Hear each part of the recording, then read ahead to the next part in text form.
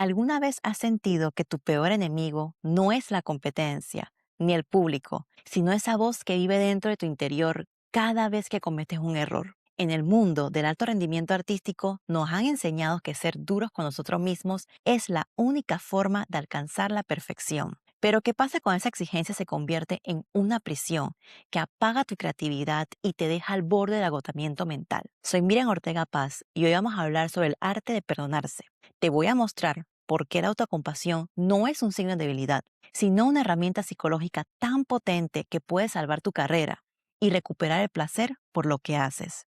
Si eres de esos que siente que nunca es suficiente, este video es para ti. Imagina que acabas de fallar algo importante. Un giro, una variación, una presentación importante, una oportunidad única. Algo salió mal y aparece esa voz en tu interior. Eres un desastre. ¿Cómo pudiste fallar así? Todo el mundo lo hace mejor que tú. No sirves para esto. Ahora, imagina que sucede lo mismo y aparece otra voz. Una que te dice, esto duele, esto va a ser difícil de superar, pero todas las personas que intentan cosas difíciles van a fallar a veces. Podemos aprender de esto y seguir adelante. Otra oportunidad vendrá. La primera voz te está machacando. La segunda te sostiene, pero no pierde la exigencia. La pregunta no es cuál de las dos reconoces, porque todos las conocemos. La pregunta es, ¿cuál es la que siempre ha ganado en tu cabeza? Y te doy otra pregunta. ¿Se puede entrenar esta segunda voz de forma sistemática, utilizando evidencia científica? La respuesta es que sí. Y hoy te voy a mostrar exactamente cómo y qué pasa cuando lo haces durante 8 semanas. Hola, soy Miriam, tu psicóloga de rendimiento, y hoy vamos a explorar la autocompasión consciente. ¿Qué es? ¿En qué se diferencia del mindfulness? ¿Y qué dice la evidencia sobre qué cambia cuando la usas y cuánto duran los cambios? Empecemos por el error más común. Cuando te digo autocompasión, ¿qué es lo primero que se te viene a la cabeza? Porque para la mayoría de las personas que trabajan en el alto rendimiento, piensan una de estas dos cosas. O bien, tengo que tener lástima de mí mismo, o bajar el nivel de la exigencia. Realmente, las dos son incorrectas. Y entender por qué cambia cómo vas a ver este concepto. La autocompasión, tal como la define la investigadora Christine Neff, que es quien más la ha estudiado en el mundo, tiene 3 componentes para definirla, y cada uno opera en oposición a algo que probablemente reconozcas. Componente número 1, amabilidad hacia ti mismo versus autojuicio. Cuando cometes un error, ¿cómo te hablas a ti mismo? Si te hablas del autojuicio, te dices, soy patético, nunca lo voy a lograr. Si te hablas desde la amabilidad, te dices, esto es difícil, estoy haciendo lo que puedo. Y esto no es decirte que todo va a estar bien cuando no lo está. Es hablar a la persona que está sufriendo en ese momento, tal cual hablarías a alguien que quieres mucho. Componente número 2. La humanidad compartida versus el aislamiento. Es muy importante al momento de ver los fallos. Cuando fallas, ¿cómo lo interpretas? Si te hablas desde alguien que se va a aislar, se dice, solo a mí me pasan estas cosas. Algo está fundamentalmente mal conmigo. Cuando te hablas viendo humanidad compartida, te dices a ti, ser imperfecto es parte de ser artista, es parte de ser humano. Todos fallamos. Todos vamos a sufrir. Esto no es un cliché de autoayuda. Quiero que pienses que esto realmente es un reencuadre cognitivo real. La sensación de aislamiento en el error únicamente amplifica el sufrimiento. Recordar que el error es algo universal lo reduce sin minimizarlo. Por ejemplo, puedes recordar una figura que te guste mucho, un bailarín favorito, y pensar, oye, hasta este gran bailarín tiene malos días. O puedes decirte, he visto videos de este gran artista que también ha fallado cosas importantes. Componente número 3, mindfulness versus sobreidentificación. Cuando surge ese dolor emocional, ¿cómo te relacionas con él? La sobreidentificación te atrapa en la historia. Vas a rumiar constantemente sobre ese error. Soy un fracaso se convierte en tu identidad. Pero esto no es una descripción de momento, se vuelve quien tú eres. Cuando te hablas desde el mindfulness, te permites notar el dolor que está sucediendo sin permitir que éste te arrastre. Estoy sintiendo frustración ahora mismo. Presente, es acotado, es real, pero es algo que no es permanente. Y aquí hay una pregunta que siempre me hacen. ¿En qué se diferencia la autocompasión del mindfulness? Y es que muchas veces se usan como sinónimo y en verdad no lo son. El mindfulness se dirige a la experiencia, esa sensación, los pensamientos, las emociones. Noto tensión en mis hombros, noto pensamientos de preocupación, noto que me estoy aislando. La autocompasión se dirige al sujeto que está sufriendo, añadiéndole un calor humano. Estoy sufriendo y merezco compasión por ello. La diferencia entre observar el dolor y cuidar a la persona que está sintiendo el dolor. Un bailarín puede ser perfectamente consciente de que está aterrorizado antes de salir a un escenario. Una oportunidad muy grande, está en la mitad de una lesión, está arriesgando mucho, hay alguien importante viendo. Estar consciente de que está aterrado no lo va a calmar, puede incluso abrumarlo más. En estos momentos, la autocompasión puede ser un gran puente. ¿Por qué? Porque activa ese sistema de autocuidado. Fisiológicamente, el nervio vago va a ayudar a calmar la agitación suficientemente para que la atención pueda volver al cuerpo, a la técnica y al movimiento. Recuerda, el mindfulness va a ser el contexto y la autocompasión va a ser la respuesta. Ahora, necesito contarte algo muy importante sobre la fisiología de tu cerebro, porque sin esto, la autocompasión va a seguir sonando como un consejo de bienestar genérico, y realmente no lo es. Cuando te criticas duramente, y digo duramente, no con una corrección constructiva, sino con ese eres un desastre que te sabes decir cuando estás bailando, tu cerebro no distingue entre una amenaza que es externa y una interna. Te lo explico con un ejemplo. Recuerda, para tu sistema nervioso, este pensamiento que tú tienes de soy un fracaso va a activar la misma respuesta que activaría si ve a un depredador. Biología pura. Esto activa la amígdala, que hace que libere cortisol. Este cortisol no determina si este es un pensamiento que tienes mientras estás bailando o si estás huyendo de un depredador. Es la misma respuesta. El cortisol se va a activar igual para ambas situaciones. Tu cuerpo entra en este modo de lucha o huida porque ha liberado este cortisol. Y esto va a tener consecuencias muy concretas en tu rendimiento. Primero, la tensión muscular. Si eres un bailarín, un músico, un atleta o un actor, esa fluidez motriz se va a ir degradando, se va a ir destruyendo directamente.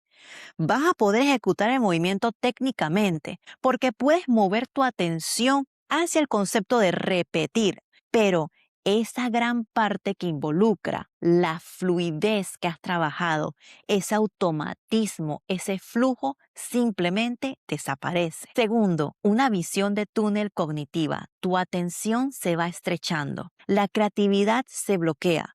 La capacidad de adaptarse en tiempo real, que es fundamental en tu rendimiento artístico deportivo, directamente se va a reducir. Tercero, y esto es crítico para un artista, la capacidad de aprendizaje disminuye. El hipocampo, que es esencial para consolidar nuevas habilidades, funciona muy mal cuando hay cortisol alto, cuando está crónico. Lo que significa en la práctica es simple, pero muy cierto. Tu cuerpo no puede ejecutar con fluidez si tu mente le está gritando que está en peligro. Y aquí entra esa paradoja del perfeccionismo que tanto nos hemos reflejado los artistas y deportistas de alto rendimiento. Cuanto más duros son consigo mismos, más activan exactamente ese sistema que bloquea aquello a lo que aspiran lograr. La autocrítica tan fuerte no produce excelencia, produce miedo y el miedo contrae a tu cerebro. Puedes preguntarme entonces, ¿qué produce la excelencia? Es una combinación de exigencia real, que es muy diferente a ese concepto de perfeccionismo, y la capacidad de sostener un error sin colapsar. Y esto es exactamente lo que la autocompasión te ayuda a entrenar. Vamos a hablar un poco de perfeccionismo versus autocompasión y cómo cambiar ese paradigma. ¿Cómo lo podemos hacer? Desmantelando este mito. El perfeccionismo no es querer hacer las cosas bien.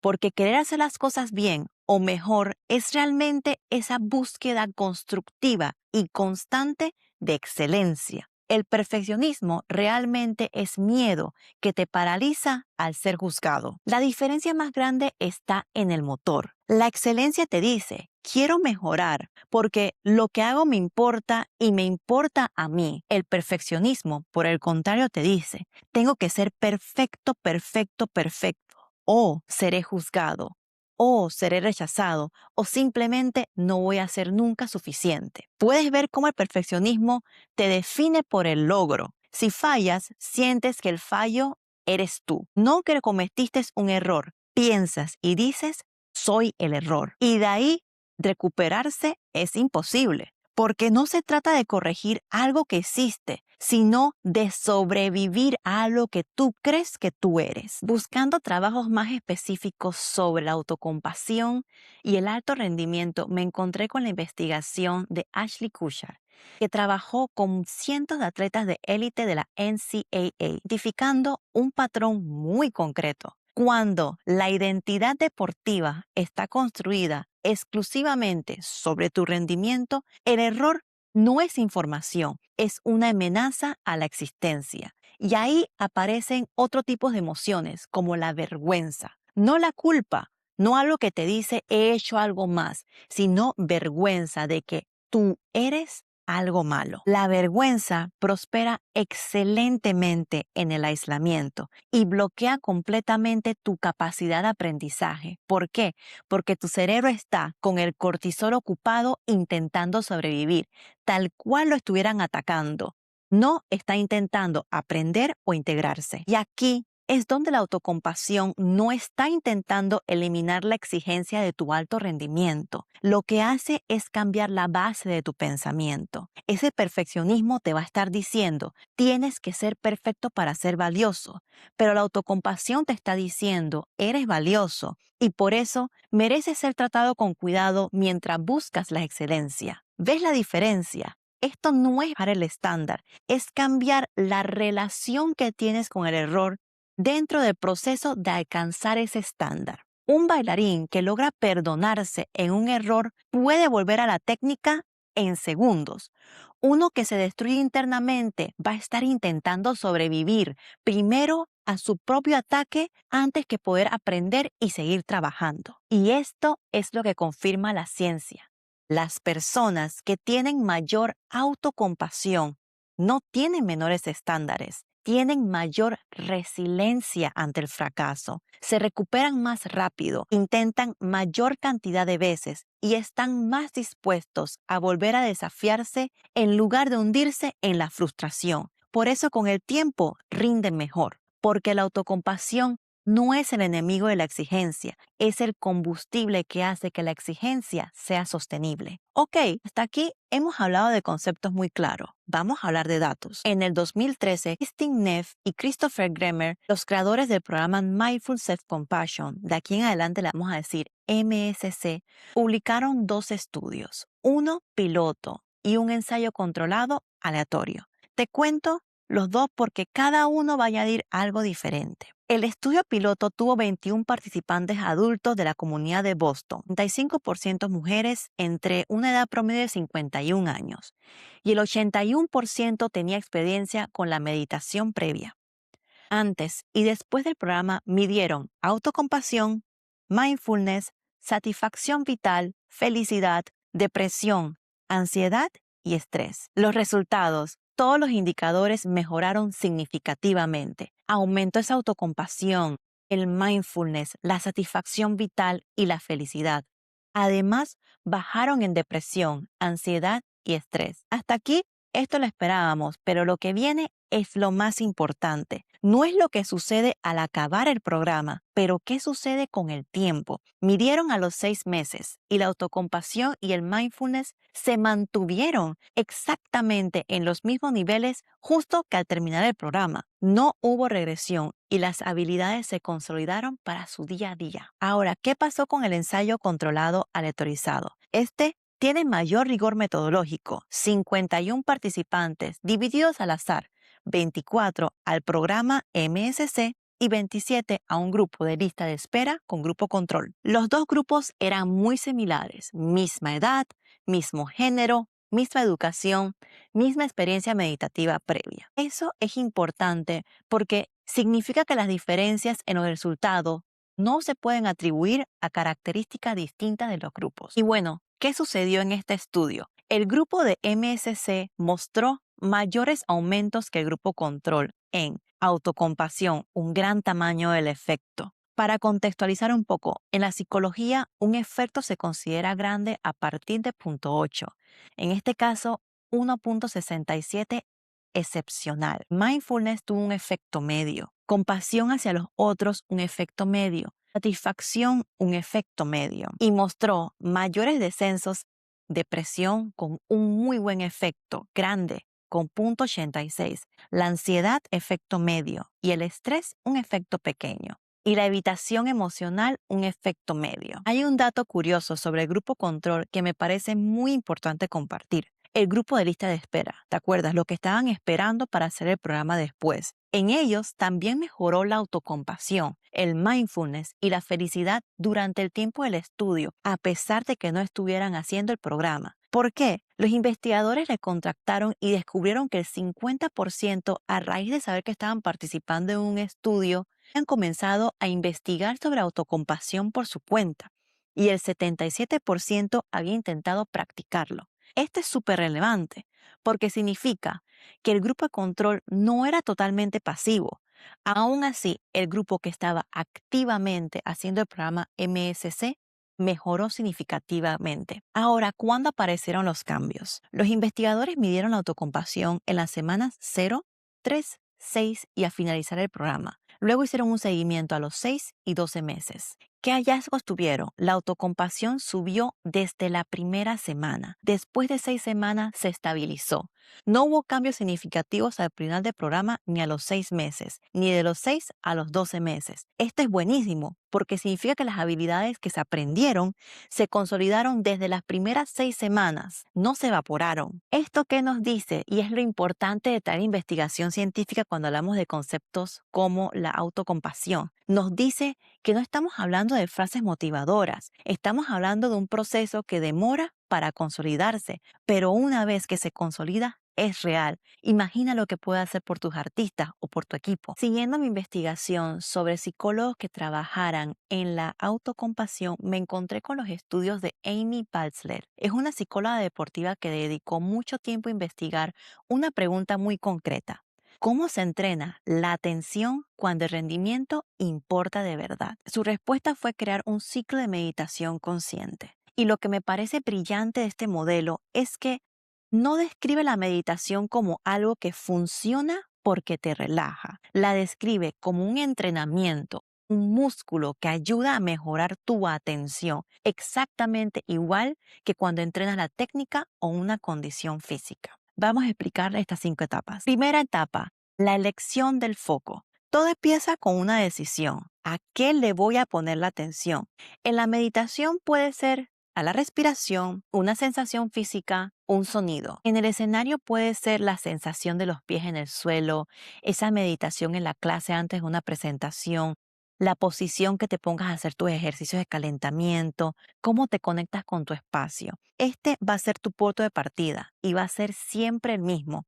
Es donde eliges poner tu atención intencionalmente. Segunda etapa, ese vagabundeo mental. Y aquí la mente hace lo mismo. Se va, deja de hacer lo que está haciendo. Y aquí donde la investigadora subraya y dice, la mente tiene que divagar. Esto no es malo durante la meditación. No significa que tu cabeza está rota, pero es que así funciona la mente humana. Muchos artistas y deportistas creen que meditan mal porque no pueden mantener el foco de atención. Esa creencia realmente es un problema, no la distracción. La distracción es parte del proceso y no lo definas como un fallo. Tercera etapa, el momento de despertar. En algún momento te das cuenta, oye, me fui, ya no estoy meditando. Estás pensando exactamente en lo que salió mal, en ese ensayo, en ese momento que estabas practicando algo y no salió como querías. Comienzas a pensar qué va a pensar tu director, qué va a pensar tus profesores, si tu técnica es suficiente. La doctora Bassel llama a esto a un momento de conciencia.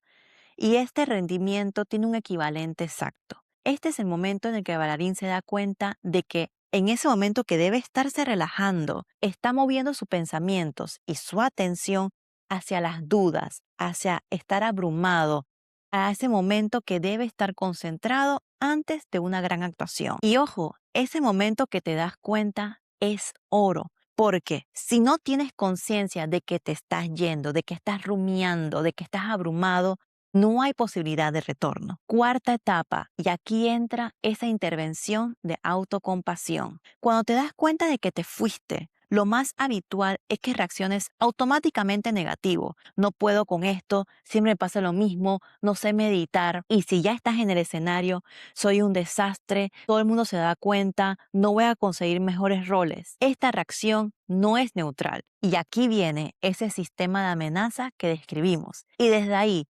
volver al foco de atención va a ser mucho más difícil. Lo que se propone es insertar un pequeño momento de autocompasión, algo muy específico, no como un trámite, sino como una intervención real. Reconoces que es normal que estás distraído, que te fuiste. Reconoces que otros han pasado por el mismo y desde ese momento buscas esa calma, buscas un reset fisiológico, no solo mental, donde puedes elegir tu respuesta en lugar de solamente reaccionar. Y ahí está la diferencia entre una respuesta autocompasiva y una reacción que te va a destruir. La reacción va a ser automática, pero la respuesta que tú tengas es elegida. Quinto paso, el regreso. Una vez que la autocompasión ha calmado la agitación, has logrado regresar a tu foco de atención, puedes volver a remar hacia donde tienes que ir, a los pies en el suelo, a seguir ese movimiento, a sentir la música, concentrarte en lo que estás haciendo. Y esta es la idea más radical de este modelo y se repite una y otra vez. No es que te tengas que sentir bien para rendir. No necesitas tener confianza. Tampoco necesitas sentirte seguro. No necesitas que la cabeza esté en calma. Puedes seguir asustado. Puedes sentirte miserable. Puedes estar lleno de duda. Pero tratarte con amabilidad en este estado puede ser la gran diferencia. Y aún así puedes intentar redirigir la atención y ejecutar. Y esto no es motivación, es el resultado de un entrenamiento. Y aquí es cómo se une con el programa de MSC del que hablamos antes. Cada vez que pasas por este ciclo donde hay distracción, conciencia, autocompasión y retorno, estás haciendo exactamente lo que los investigadores intentaron dar en las 8 semanas de una forma sistemática. La meditación no es el fin, va a ser ese sitio de laboratorio, va a ser ese estudio donde vas a construir esa capacidad para que en el momento que la necesites puedas tenerlo de verdad, en el escenario, en una audición, un ensayo que decide si sigues o no. Otro estudio muy interesante que encontré aplicando la autocompasión a la psicología deportiva es del crítico interno al entrenador. La investigadora Ashley Kushar llegó a la psicología de deporte desde adentro. Fue basquetbolista de élite y vio en su propia piel lo que era destruirse mentalmente después de un error, ese sentido de que tengo que ser perfecto. Y construyó un programa de investigación para 250 atletas de la NCAA y a partir de él ver la experiencia y hacer un trabajo doctoral. Lo primero que hizo fue algo muy importante cuando trabajamos en alto rendimiento. No utilizaba la palabra autocompasión, sino utilizaba resiliencia. No porque el concepto fuese diferente, sino porque es un punto de entrada diferente. Creó un framework y tiene 4 pilares que me parecen muy transferibles al mundo artístico. Un primer pilar, mindfulness. Nota lo que está pasando antes de la espiral. Y aquí siempre vemos al mindfulness. El mindfulness va a ser una clave. ¿Qué te ayuda a hacer? Sientes qué está sucediendo y te ayuda a no reaccionar automáticamente. Te das un momento para darte cuenta. Cometí un error. Lo que estoy sintiendo es vergüenza. Ese crítico interno se acaba de activar. Sin este paso, todo lo demás es imposible, porque no vas a poder responder a algo que no has reconocido. Segundo pilar, esa conexión, donde buscas humanidad compartida como una regulación del sistema nervioso. Este pilar va a funcionar como un freno al estrés, a ese cortisol que dijimos que se está activando. El mensaje va a ser simple. Fallar es parte del proceso. Cerebro, no estoy en peligro. No soy el único. No estoy roto. En sus investigaciones, Kuchar encontró que este paso es el que directamente comparte la vergüenza, esto que sentimos tanto dentro del alto rendimiento, porque la vergüenza vive dentro del aislamiento. Solo yo fallo así, soy el único que le pasan estas cosas, mientras que esa humanidad compartida desmonta esto. Un error no va a definir quién eres, es el punto sobre datos, información para que tú puedas aprender a mejorar. Marca un tercer pilar, ánimo, el diálogo motivacional contigo mismo. La investigadora no utiliza la palabra amabilidad, usa ánimo, encouragement, porque el lenguaje que los deportistas y los artistas conocen encuentra la palabra encouragement o ánimo algo más conocido, porque ser amable por algún motivo aún nos parece que es debilidad. Esto sería lo que le dirías a un compañero, alguien que aprecias mucho antes de salir al escenario. Darte ánimo no es decir que estuvo bien que algo saliera mal, pero esto te ayuda a recuperar la energía y la confianza de seguir. Puedo con esto, lo he superado antes, tengo que seguir. El siguiente movimiento es, cuarto pilar,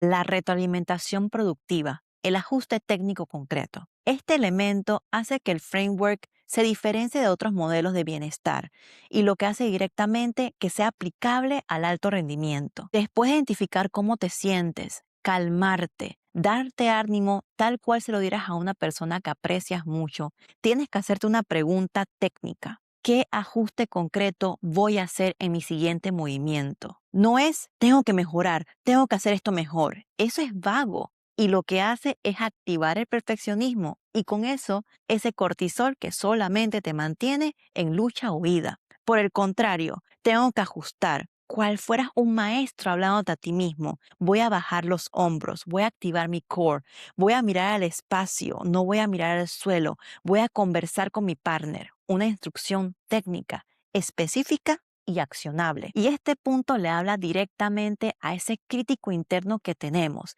que solamente te está gritando que algo está mal. Se transforma en alguien diferente, un entrenador, un coach interno que te ofrece honestidad técnica con un apoyo incondicional. Y esto es algo muy importante. La investigadora Kuchar no propone eliminar el crítico interno, porque este crítico interno tiene una intención, aunque sus métodos sean un poco ineficaces. Quiere que mejores, quiere protegerte del dolor. El problema no es la intención de este crítico interno que tengas, es cómo este crítico opera desde miedo, en lugar de la sabiduría. El entrenador interno, por lo contrario, usa esa misma intención, quiere que rindas bien, pero la ejecuta desde una perspectiva de apoyo en vez de un sitio de ataque. Y los resultados de la investigación de Kuchar con los 250 atletas de la NCAA son muy claros.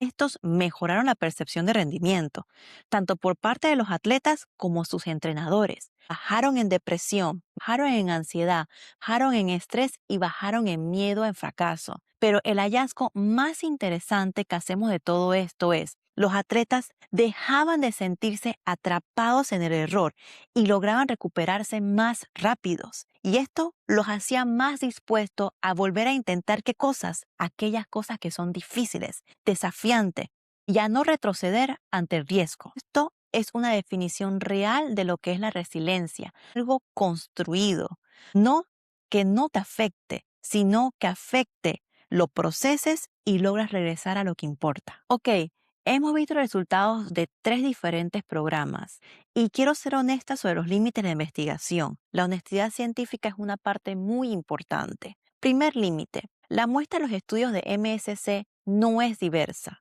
Mayoritariamente mujeres, alta educación, experiencia previa meditativa. Falta saber si esto funciona igual en los hombres, personas sin experiencia meditativa, en población con psicopatologías específicas. Un segundo límite, el grupo control en lista de espera no fue un programa activo comparable. Sería más informativo comparar este programa con otro tipo de programas. Un tercer límite, el seguimiento a los 12 meses se hizo únicamente con 15 de los 24 participantes del grupo activo. ¿Esto qué quiere decir? Que quienes completaron el seguimiento podrían ser las personas que estaban más satisfechos con el programa. Y en cuanto a los estudios de la doctora Kuchar y Batzler, son marcos aplicados muy sólidos con una investigación empírica respaldándoles. Pero la transferencia directa al mundo de las artes escénicas sigue siendo un área en desarrollo.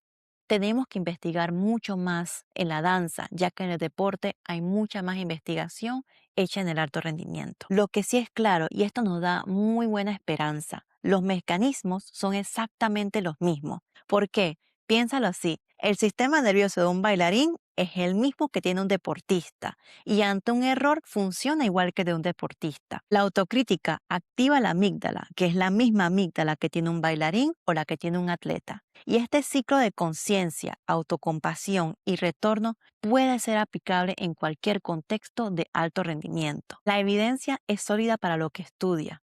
Tómalo como lo es, un punto de partida muy bueno, no la última palabra. Ok, ahora cierro con esto. Lo que Christine Neff, Amy Balzer y Ashley Kuchar tienen en común no es un mensaje de bienestar, es una propuesta técnica. La manera que te hablas después de un error es una habilidad que se puede entrenar, al igual que entrenas tus músculos y tu técnica. Entrenarla va a cambiar de forma medible tu capacidad de rendir sosteniblemente. Un primer estudio mostró que en 8 semanas de un entrenamiento sistemático de autocompasión se puede subir el mindfulness, bajar la depresión, bajar la ansiedad y subir en autocompasión. Los efectos también, y esto es muy importante, no se van a evaporar, se mantienen tal cual un músculo que estás entrenando por 6 meses y por 12 meses. Y en algunos indicadores sigue creciendo. El ciclo de doctora Butler te da un mecanismo de foco,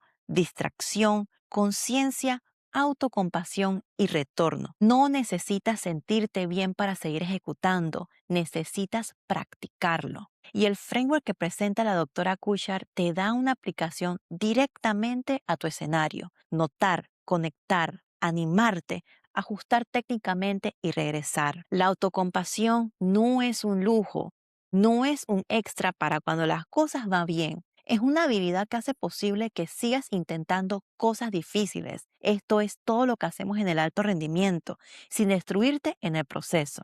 Y en el arte, donde te expones emocionalmente, donde tu cuerpo es el instrumento, donde la identidad y la actuación se pueden confundir mucho de forma particular, esta habilidad no es una opción, es la base. Y si este episodio te ha resonado, cuéntame, ¿en qué etapa del ciclo te encuentras? ¿Estás distraído? ¿Ya has despertado? ¿O estás en el momento que decide qué respuesta te vas a dar? No te pido que respondas esto desde lo que sería ideal. Sé honesto contigo mismo, porque con esto vas a saber desde dónde empezar. Y si quieres profundizar, en la descripción tienes los episodios anteriores sobre identidad deportiva y salud mental para las artes, que son el contexto perfecto para lo que hemos visto hoy. Nos vemos en el siguiente episodio.